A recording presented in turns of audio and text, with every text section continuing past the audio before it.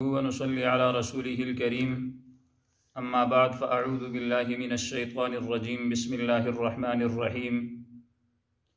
يا أيها الذين آمنوا لا يسخر قوم من قوم عسى أن يكونوا خيرا منهم ولا نساء من نساء عسى أن يكن خيرا منهن ولا تلمزوا أنفسكم ولا تنابزوا بالألقاب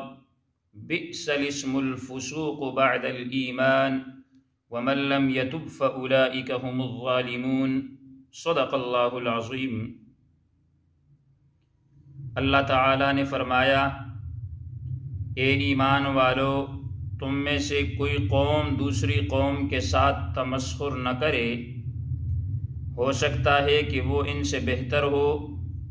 اور نہ کوئی عورت دوسری عورت سے، ہو سکتا ہے کہ وہ ان سے بہتر ہو، اور مت طعنہ دو اور دوسرے کو برے لقب سے مت پکارو۔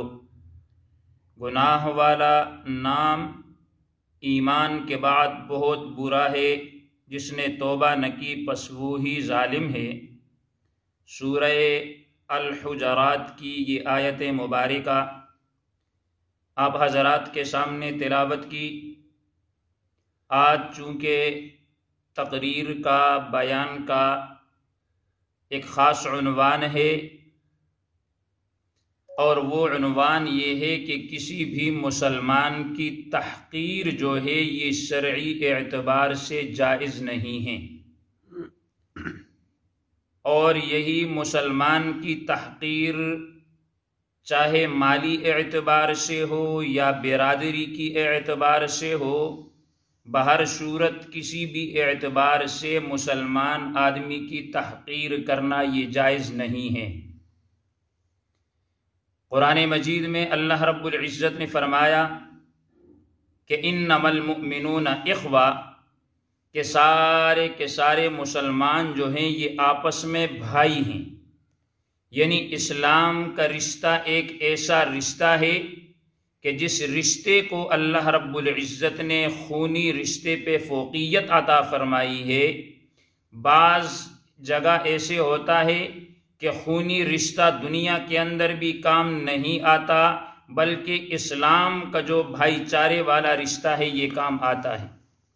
اور یہی اسلامی اخوت جو ہے دنیا کے اندر بھی کام آئے گی اور آخرت کے اندر بھی کام آئے گی۔ تو قرآن مجید کی آیت مبارکہ ترجمہ آپ نے سن لیا ہے، جس میں اللہ رب العزت نے یہ فرمایا کہ کسی بھی قوم کو یہ اختیار حاصل نہیں ہے کہ وہ کسی دوسری قوم کا مذاق اڑائے، کسی قوم کو یہ اختیار حاصل نہیں ہے کہ وہ کسی دوسری قوم کی تحقیر کرے۔ کوئی یہ کہے کہ جی میرا تو فلاں خاندان سے تعلق ہے، میری قوم فلاں قوم ہے، یہ بڑی اعلیٰ قوم ہے، یہ بڑی عرفہ قوم ہے، میں یہ کر دوں گا، فلاں ہوں۔ یہ ساری باتیں دنیاوی اعتبار سے ہے، دین کے ساتھ اس کا کوئی تعلق نہیں۔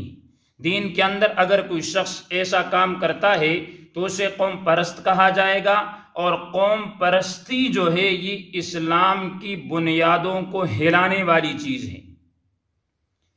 بنظر غائب آپ لوگوں نے اس چیز کا مشاہدہ کیا ہوگا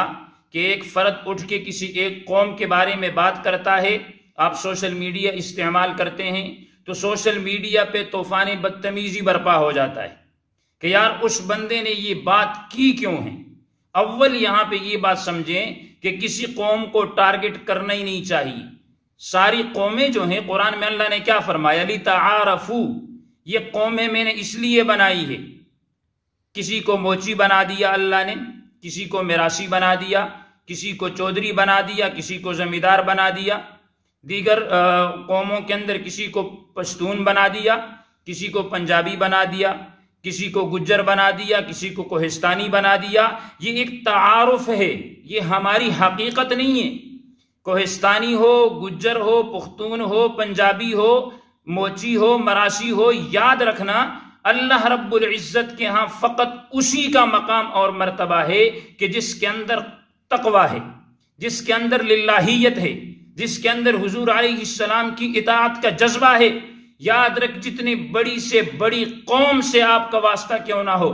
بڑے سے بڑے خاندان سے آپ کا تعلق کیوں نہ ہو، لیکن آپ کے دل کے اندر اگر تکبر ہے، آپ کے دل کے اندر اگر ایمان نہیں ہے، آپ کسی بھی صورت میں کامیاب نہیں ہو سکتے۔ اسی لیے قوم پرستی سے نکل کر ہمیں مسلمان پرست ہونا چاہیے،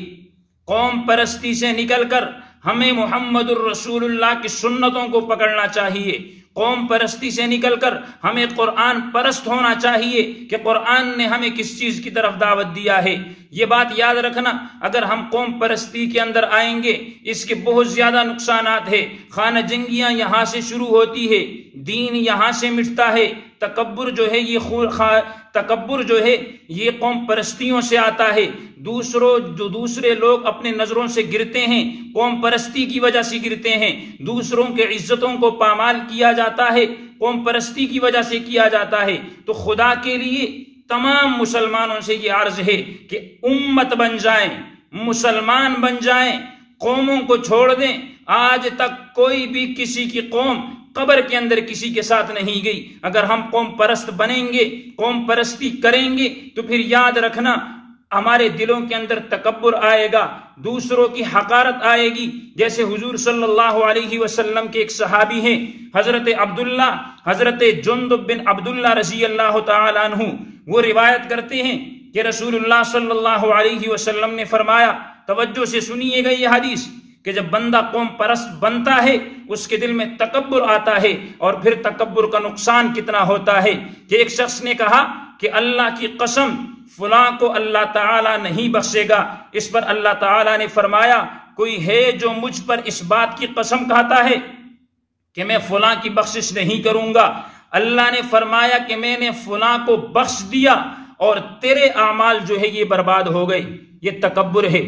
دوسروں کو نیچا دکھایا اس نے، دوسروں کی اعمال کی قدر اس نے نہیں کی، جس کی وجہ سے اس کی اپنی نمازیں، اس کے روزے، اس کے حج، اس کے عمرے، اس کے زکوٰۃ، وہ سارے کا سارا ملیا میٹ ہو گیا۔ تو میرے بھائی آخر میں پھر یہی عرض کروں گا کہ قرآن کا مطالعہ کیجئے، احادیث رسول کا مطالعہ کیجئے۔ قرآن نے جب ہم کو ایک امت کہا، قرآن مجید نے جب ہم کو آپس میں بھائی بھائی کہہ دیا ہے، پھر ہمیں ان قوم پرستی جیسے بت ہے ان سے نکل کر ہمیں خدا پرست ہونا چاہیے، ہمیں قرآن پرست ہونا چاہیے، ہمیں محمد الرسول اللہ صلی اللہ علیہ وسلم کے اعمال، افعال اور اقوال پر عمل کرنا چاہیے۔ اللہ رب العزت ہمیں قرآن مجید اور احادیث رسول صلی اللہ علیہ وسلم سمجھنے کی توفیق عطا فرمائے۔ وآخر دعوانا ان الحمد للہ رب العالمین۔